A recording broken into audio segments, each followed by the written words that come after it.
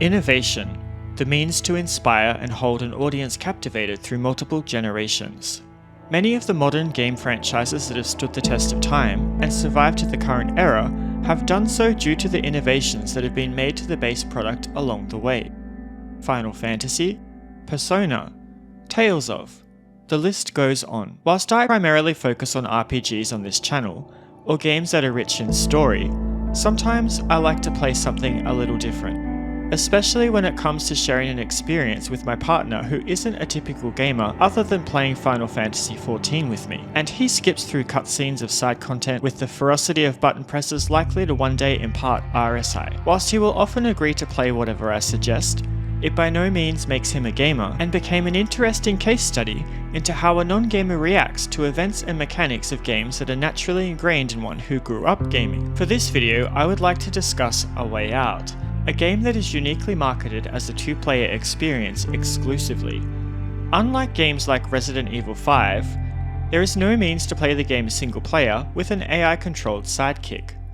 If you have no friends, no family, no partner, no acquaintances, then you are not going to be playing this game in the way it was intended. Developed by Hazelight Studios and published by Electronic Arts, A Way Out made its way into the homes of thousands of players in March of 2018, pushed across Microsoft Windows via Origin, PlayStation 4, and the Xbox One. For the purposes of this review, we played the Origin version of the game. I mentioned that A Way Out is unique, and this comes in a couple of ways. Besides a purely two-player aspect, one of the protagonists is modelled after the game's director, Joseph Fares, chest hair and all.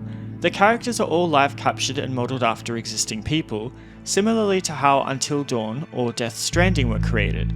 Serving as an interesting tool of immersion, unlike the uncanny valley feeling that Until Dawn inspires, A Way Out captures the actors realistically, presenting a smooth experience that almost makes you feel as though you aren't even playing a game, but more so watching a movie, as I found out my partner so often mistook. Set in America during the early 70s, A Way Out follows two protagonists, Vincent Moretti and Leonard Caruso, as they find themselves incarcerated within the same high-security prison complex.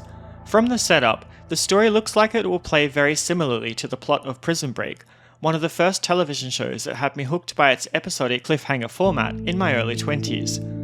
Whilst there are some similarities between the two, A Way Out stands alone as a story of blooming and enduring friendship against the face of adversity that comes in many forms thrown against the player as the story progresses. Unfortunately, it isn't easy to make a review of the game without spoiling some elements of it, so I shall forewarn that to proceed from here means that some of the surprises that the game has in store will be ruined.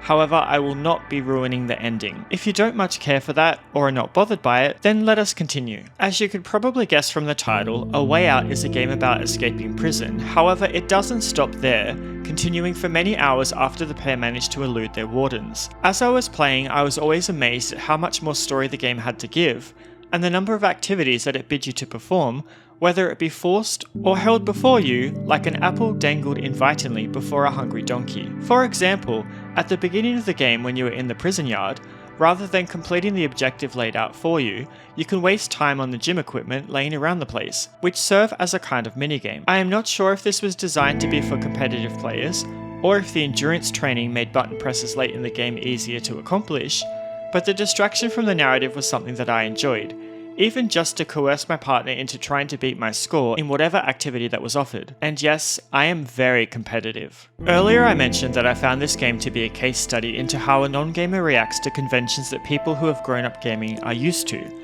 Take for instance the fact that in Super Mario Bros. You automatically know that dropping off the bottom of the screen means instant death, and this mechanic is replicated across multiple games of the same, and sometimes different, genre, so you instinctively know to stay away from bottomless pits at all costs. Whilst A Way Out doesn't have bottomless pits per se, it does use the convention of seamless transition between cutscene and gameplay that someone new to gaming wouldn't know to look out for. The game is almost deceptive on some occasions, luring the inexperienced into a false sense of comfort before rudely ripping the life of the controlled character from an unexpected player. You see, the mise-en-scene is established by means of a gliding screen real estate that flows and changes in size as the game progresses, sometimes giving equal screen sizes to both players, and sometimes preferencing one over the other. It can be disorientating for someone that isn't used to playing a game in this manner, or not playing games much at all. There were a few occasions, whether it be chase scenes or a shifting scene where an object was moving, that my partner put the controller down thinking he was enjoying a cutscene, only to be met by the red splash screen of death, highlighting his inexperience as a gamer. This happened a couple of times to my amusement, which would then set us back a little to redo the scene that was just recently failed. I asked him how he felt about this, and he said he felt frustrated and a little sad, as there had been no tutorials or preempting that this was going to happen, which made me think, A Way Out isn't really a good entry game. It's not very friendly to people who are non-gamers, who would be reliant on prompts to let them know when the action is underway. However, on the other hand, it is fair and friendly in the way that it doesn't restrict you with lives or time limits. Did you ever play that arcade game, Die Hard Arcade? When you transition from a cutscene to a segment where you are meant to press a button, it would prompt you first with a caution, and then give you a few moments to respond to a visual button cue. Have we as gamers really evolved beyond this point where we instinctively know what is and what isn't a cutscene? Returning to A Way Out, it is a little forgiving of errors in that if you do make a mistake, you're only set back to just before that section, as opposed to other titles that may set you back to the last checkpoint that you crossed the threshold of, which could sometimes be very frustrating, especially if you were not the one who made the mistake. What do you think? Let me know in the comments. When you first boot up the game, you are implored to shift your cursor over one of the two key characters and choose which one you wish to play as they sit huddled within the back of a military-grade cargo plane flying over the ocean. The game is told anachronistically, starting at a point in the future before jumping back to the past, and then shifting back and forth as the game progresses. I liked this as it keeps the player disorientated, guessing where they are in the timeline, and questioning how they got to the point where the two men are travelling together over the South Pacific Ocean, in a setting that almost seems calm in comparison to some of the tense scenes experienced within the prison. When you enter as a new player, you have no idea what to expect, or where the game is going to go, beyond breaking out of prison, or even what motivations both characters have for sticking together with each other beyond this. I really liked that the game was able to keep the wool over your eyes as the two protagonists face adversity, as well as smatter in some touching moments as they bond with each other. And before you get the wrong idea, no, this is not Brokeback Mountain. The story delves into the budding friendship of two unlikely people with widely disparate backgrounds and personalities. Where Leo is described as confident, short-tempered, and a bit of a joker, Vincent is rational, disciplined, and reserved, which makes for an interesting pairing and some fun moments along the way.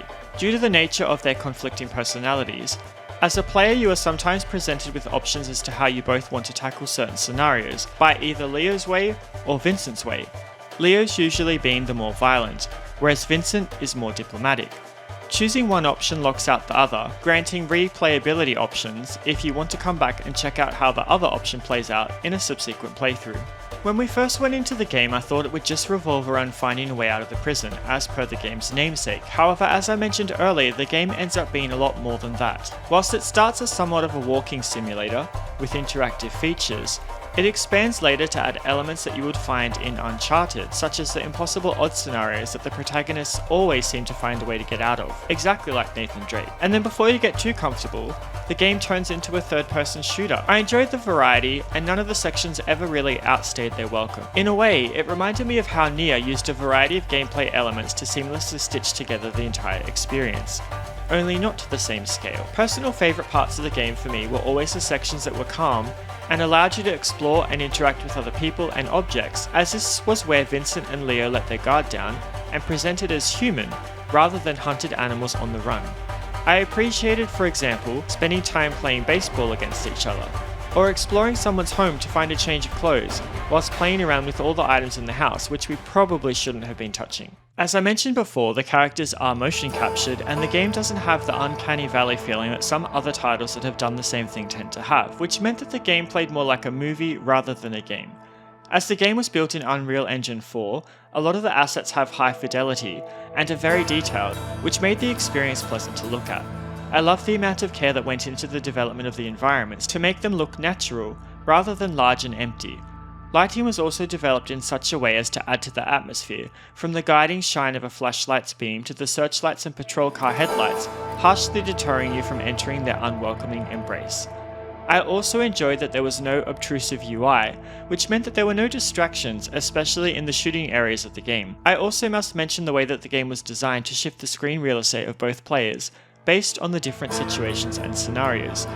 This is the first time that I've seen this technique used in a multiplayer game in this way, and I felt that it worked well, and wasn't too distracting.